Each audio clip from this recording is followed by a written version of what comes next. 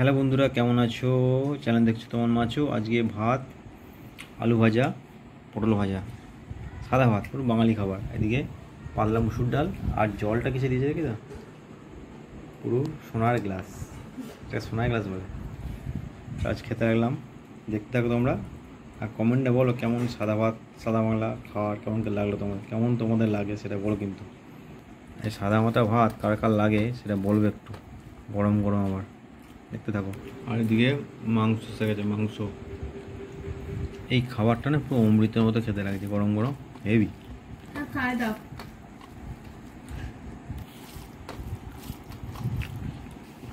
আর গরম গরম মাংস, মাংসের ঝোল।